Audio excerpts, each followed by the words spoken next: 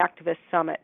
24 amazing guest speakers who are talking on a variety of wonderful subjects that will inspire and motivate you in your personal work and in your work as a humanitarian, a philanthropist, making a difference every day. I am so blessed to have with us today Shiloh Sophia. She has been working with women all over the world to bring their ideas into form through intentional creativity. She's a published author, poet, and artist, and draws her practice from a long lineage of renowned creatives. She teaches all over the world, including universities like the Institute of Transpersonal Psychology. She has spoken for 4 years at the United Nations on intentional creativity as a tool of healing. She owns her own art gallery, features women artists from all over the world, and she has so much more to share, and I'm going to let her talk instead. Hi, Sophia. Hi. So glad to be here. Oh, thank you. I'm very excited. I know I tried to talk to you when I was writing my book and you were traveling, and so it was never meant to be at that time, but now is the perfect time for us to talk. Great. So I've been inspired by your work and the movements you've been creating and things like that. But I'd love people to just start with a little bit about who inspires you and what inspires you to do the work that you're doing.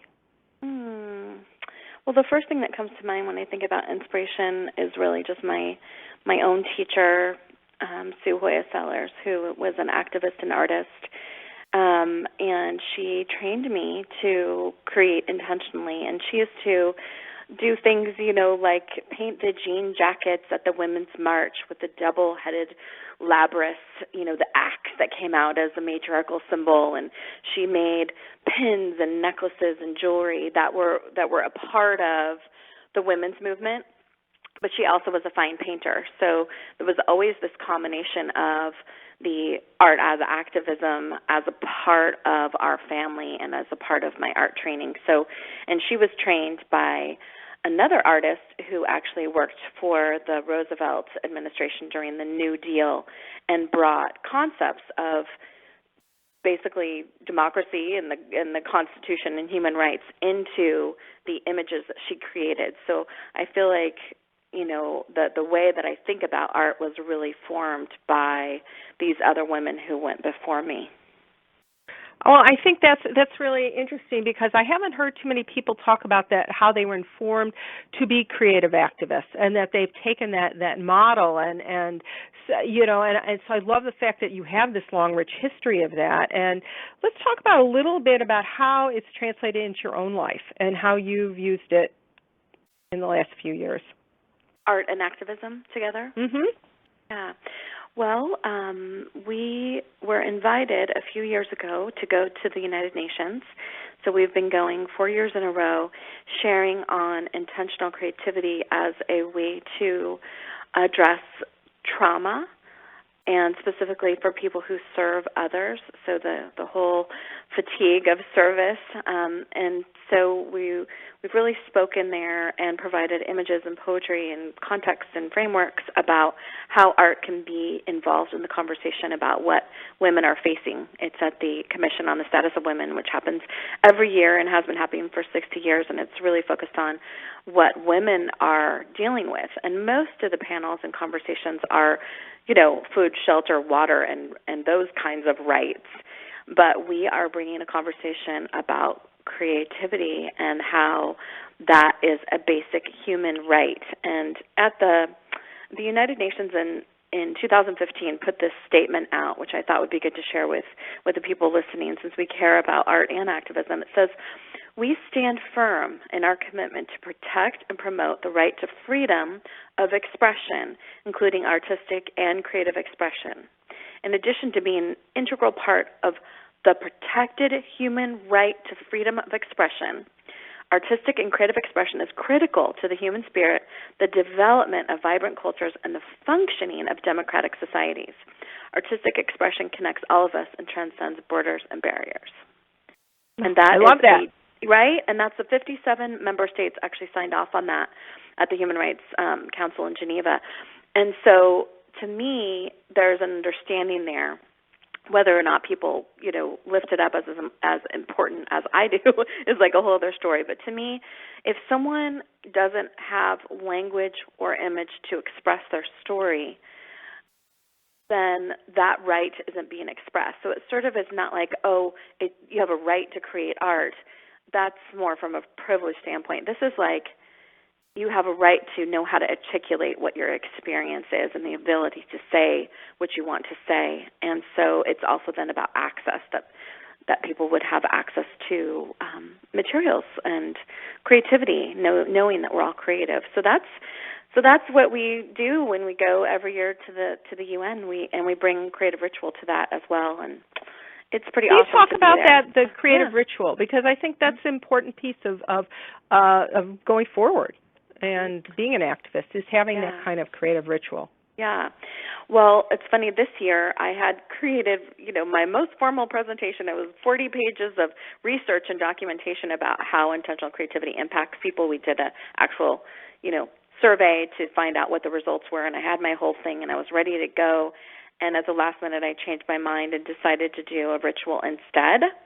It felt like that was what was needed by the people in the room. We had standing room only, and it was an 8 o'clock panel.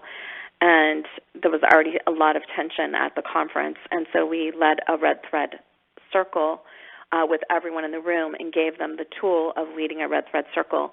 And so that's a creative ritual to just the most simple things, like a red thread. Can you explain what that is? Yeah, I think Absolutely. you need to go into a little more detail. Yeah, absolutely. So red thread is a symbol used worldwide that has a lot of different meanings, from protection and taboo to blessing and connection. One of the primary ones is the Chinese legend that says that those forces to meet will be connected by an invisible red thread, and that they are basically shortening the distance in space-time till they finally meet.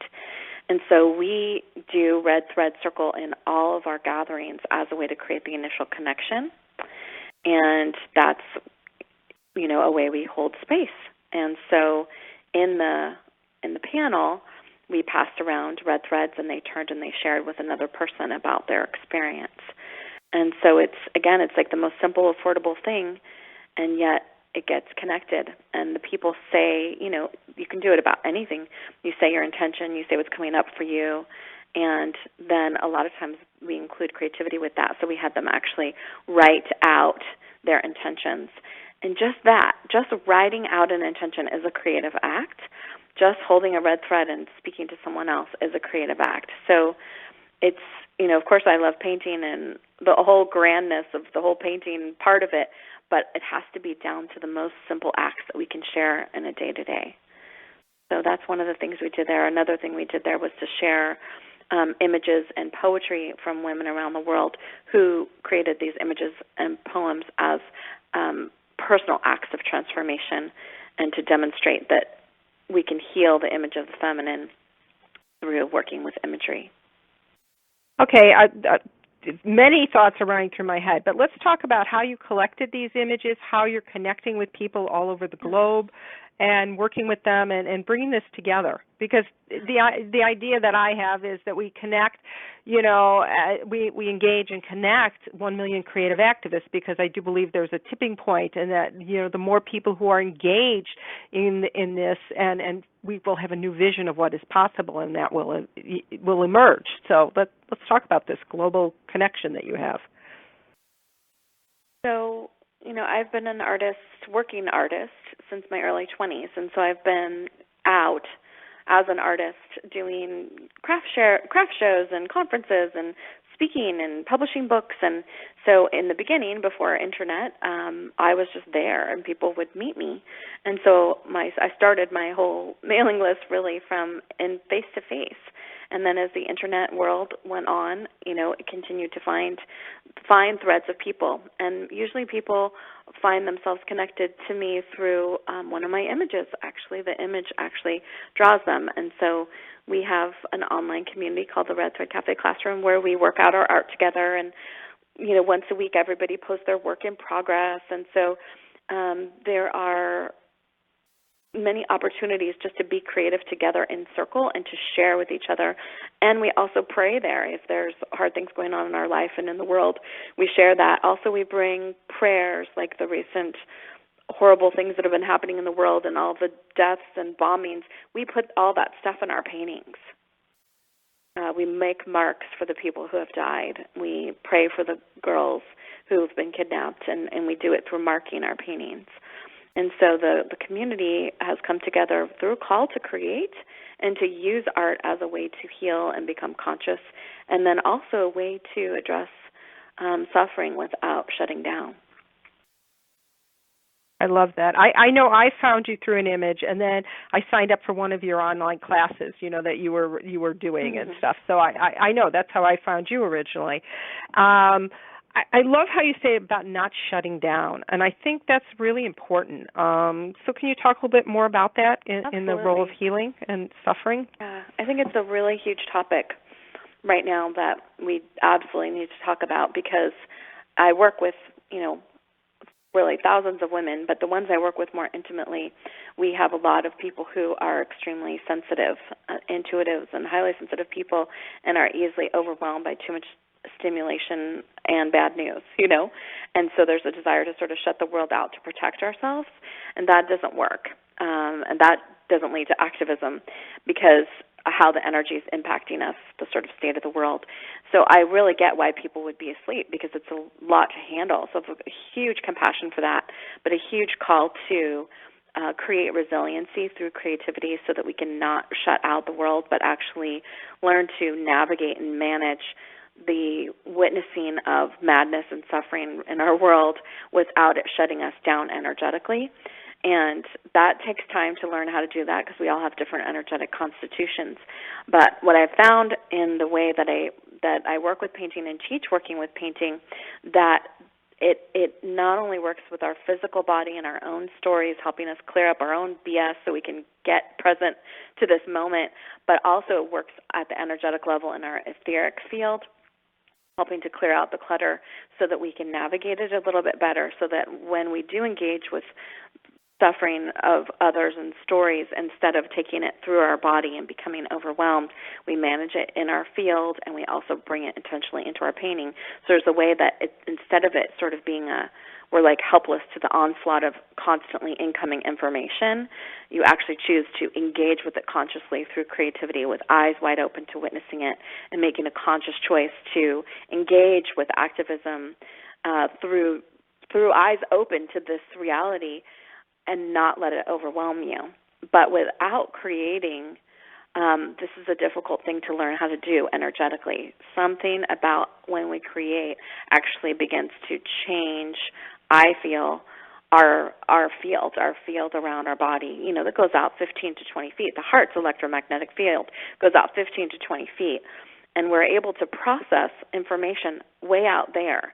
We don't have to take it in physically. And part of when people are too really sensitive, they take it into their body and into their really close etheric field, and it causes overwhelm. I mean, we've all experienced that.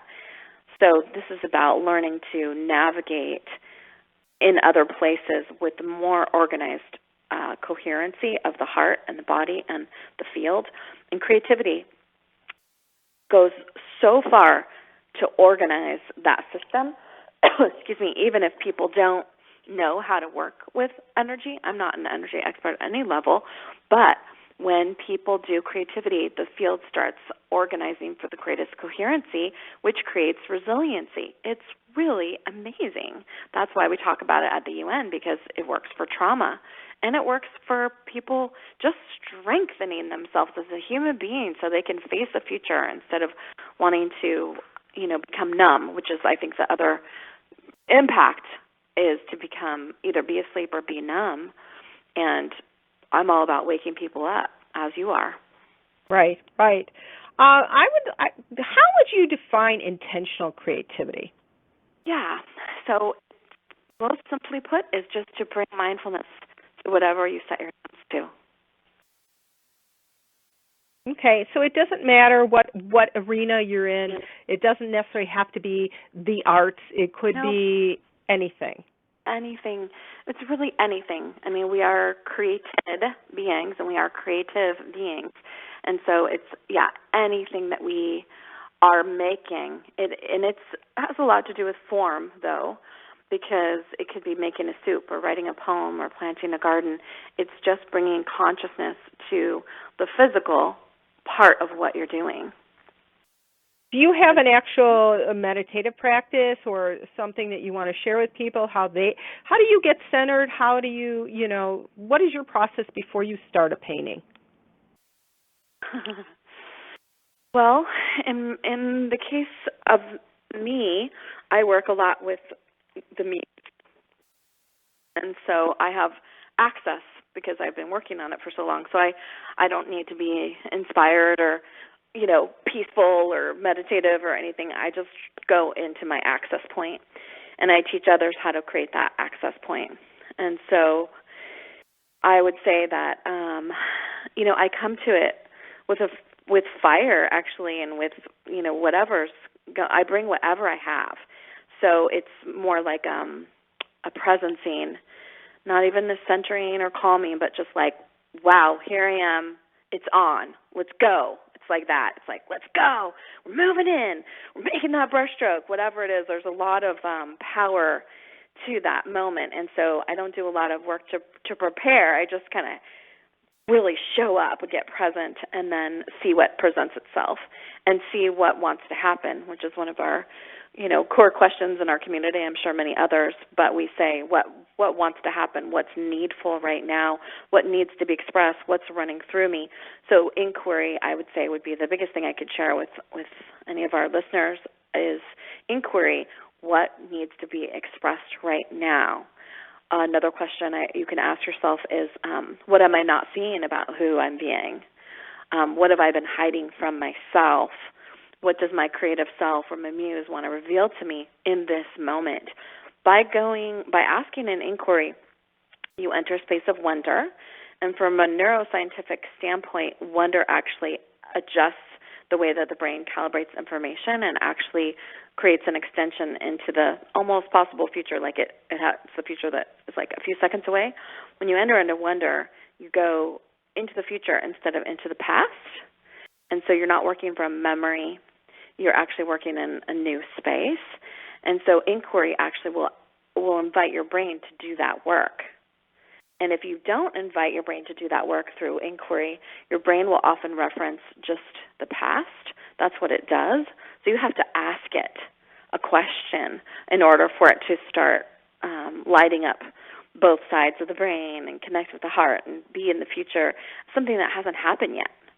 That's where we like to create, is in the place that hasn't happened yet, not just regurgitating what we know or the symbols, color, shapes that we know, but actually creating the future in the moment. I love that. I love that because to me that's about visioning. That's about creating a vision of what is possible, and especially when you're into the human rights, into activism. What is your vision for the world? Because you are visionary. So what would be your vision for the world? I'm going to transition with the vision. The first part, I feel like, for the last 20 years has been to change the way the image of the feminine is viewed in our world. And can you talk a little bit more about that? Yeah, just that, growing up in a patriarchal framework where women are, misimaged, whether that's the supermodel or the pre-Raphaelite, like that there's these icons that we can never be like or aspire to, I found extremely damaging for the women I was working with. And so the whole thought of my work of creating images of the feminine that demonstrate a moment of transcendence or beauty or healing, but that it wasn't about the diva or the queen or the beautiful one all the time, that it wasn't the idealized feminine, but actually just a being having a moment or an experience. And so the thought was that when we re-image the feminine for ourselves, we stop looking at external images as the reference point for who we are, and we define a new identity based on our own experience. And so the images that I started creating were to image a new feminine, which was interpreted by me first. Then I started teaching others, and now thousands of people are creating their own image of the feminine, which are decorating their homes and their temples and the shelters and clinics and hospitals and social worker places and government buildings. Like, they are, because of what we've been doing, There are thousands and thousands and thousands of images of the feminine that were created by women, not even necessarily identified as painters or artists, that didn't exist 20 years ago. And and it's not just goddesses of the past. I mean, just think of 20 years ago, we barely had any books out that let us know that there's been really 250,000 years of images of the feminine before this time, and that this way of imaging her is really just pretty recent. And we actually can reclaim her. We don't need just the old images. Those old images tell us we've had her before, but we're now creating them for ourselves. And so I like to think about, if someone finds the images of our community in 500 years, what will they say about who we were, about our agriculture, about who our gods were, our goddesses were, our politics, because they would derive that from our paintings. Just like when we look at ancient images of the feminine, we say, oh, look, she has corn on her legs. These people must have grown corn. Maybe this was a prayer for corn, for the harvest. So it's like that, It's my vision was to really make an impact on the way the feminine is viewed. And certainly it's not like the whole world, but I've gone a really long way to bringing that image into reality. But I didn't know how it was going to happen, and it wasn't like a goal like, oh, we'll have hundreds of people create paintings and that will achieve the goal. I only just now realized that's what happened. Just recently. Okay. Like, oh, we did it. It happened. I didn't know how it was going to happen, but it has happened. We have changed it, and it's powerful. So in terms of the future vision, I don't know. I'm on the in-between place. We actually just purchased a small campus and lodge, so we have a physical building that we're developing. So my vision in California or somewhere else? Yeah, in California. Oh, okay. Yeah. I've always had a physical space for my school and my art gallery, but this is a 6,000 square foot building that will lead workshops and retreats and have lodging and all that. And so my vision right now has to do with creating a sacred space. And so most of my focus is on that. And I also just published a poetry book of the past 20 years of writings that were my red thread letters that I send out to my community. So I feel like I'm definitely at a crossroads, or what I call molting my archetype. I've been having about a year and a half of molting the previous archetypal patternings for myself, and I'm in the in-between. I'm in my soupy caterpillar state.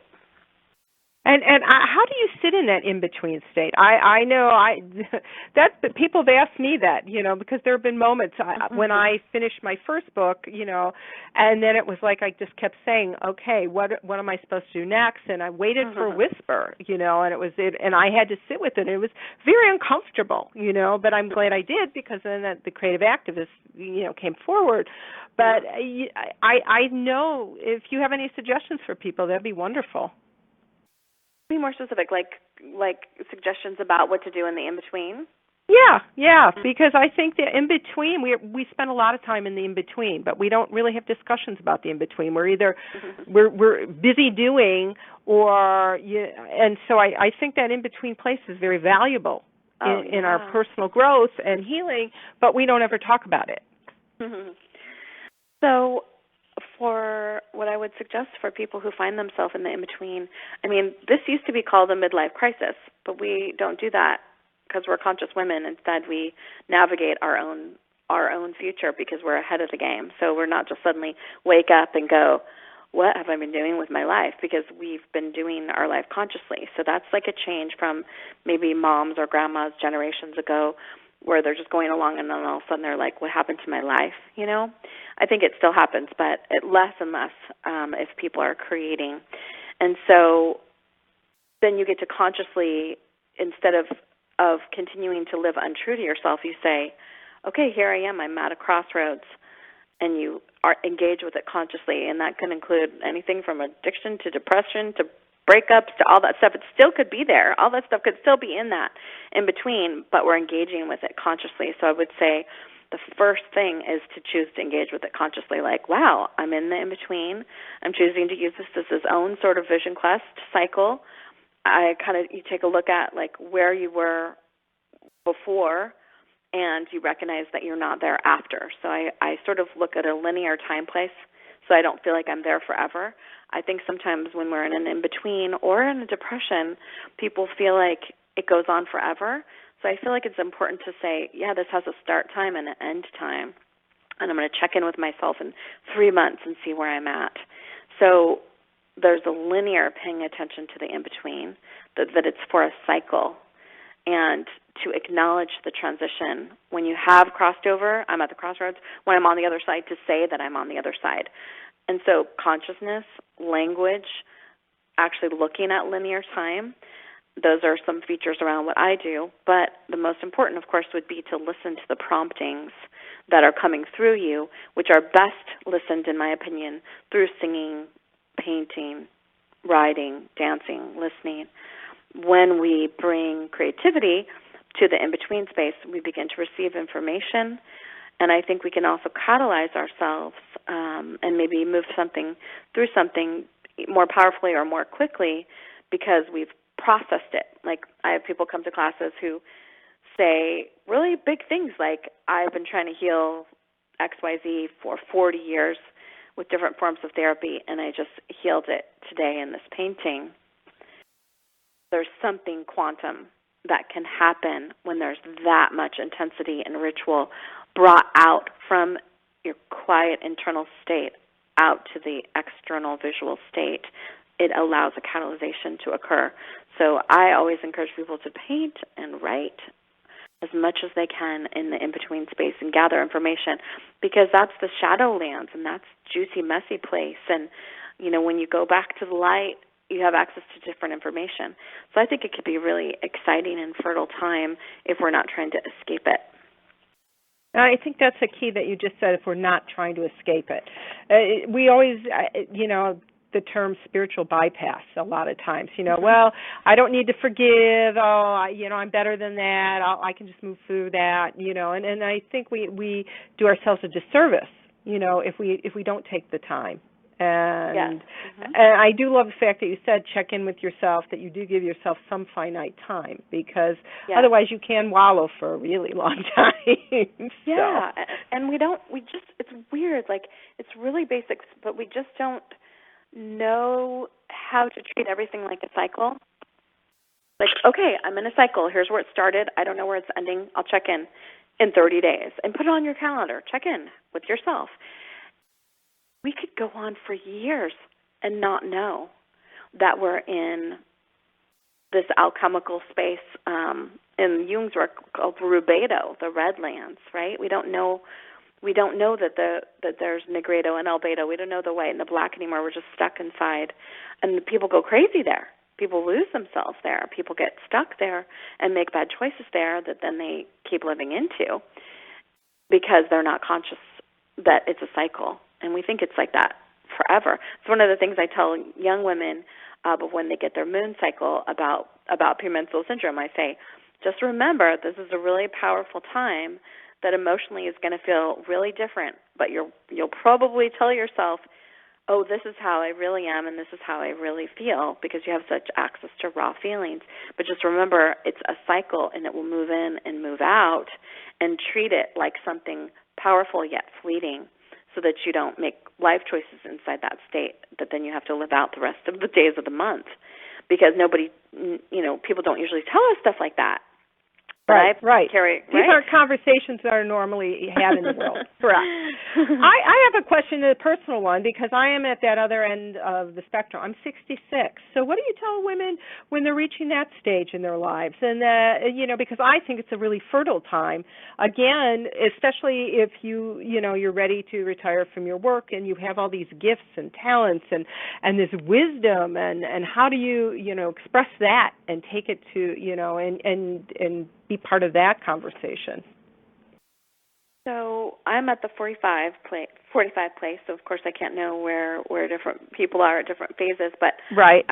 For me, everything is creativity. And my teacher, Sue, would always be talking about getting to the real work, and so I would say that at any page, stage in the journey or any page of the book, there's a sense of asking, like, what is my real work? What is it that I haven't expressed or done yet that really wants to happen?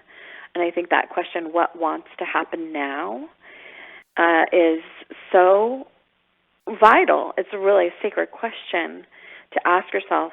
And like my mom is 79, and she's been teaching with me in a class. We have a women's community called Red Madonna. And she started teaching me with it there full-time 5 years ago. And she didn't know technology. She had never taught online before. And I invited her to teach the Kabbalah, the mystical Kabbalah. And she has learned the technology. She runs our calls. She learned it all, at 75, 4. And it's like she's now been teaching. And well, I love that. I think that we have so much more to give, and again, it's one of those changes in our societal view of women, especially. That if you're not childbearing, you're not this, you're not that. Who are you? And I feel I have so many riches to give, and so much. And I love that story about your mom. That's perfect, because that's part of the reason I've been doing my work. It's like when I turned 60, I started saying, well, what's the next, the third act of your life going to look like? Because, you're not, quote, going to go sit and watch TV all day. That's not who you are. And how can you make a difference? And I didn't use the words that you did, but it was, not what was calling to me, but what would I love? What would I love to contribute? Whose lives would I love to touch? What would I love at my 100th birthday and everybody's sitting around? What would I love them to say about me? So those were my questions. Yeah. Yeah. You brought up something that sparked something else, which is that, there's the Maiden, Mother, Crone trilogy in the Archetypes of the Feminine.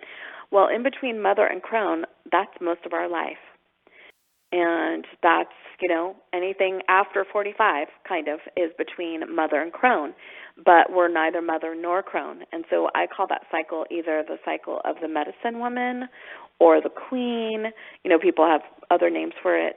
But to me, it's important not to rush from motherhood to the crone.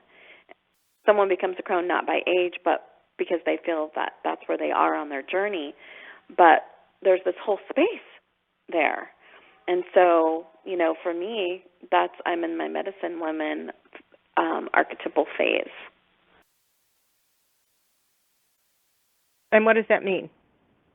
That's the cycle of life I'm in. So I'm not a young woman, growing up. I'm not a mother bearing children. I'm not an elder, holding that space. I am in the stage of cultivating, developing, nurturing, and sharing the medicine that I have in my medicine basket. That's the function. That's the function of this time. And so it's like, what is the function of this time for people, whatever that time is for them, to not just go with the default settings of I'm a mother, I'm a wife, I am now this age, now I'm menopausal, now I'm, we put all these identities on our age and evolution, and just really question any default setting that we've accepted, even from the women's community, not just societal, from the overculture, but really from our own,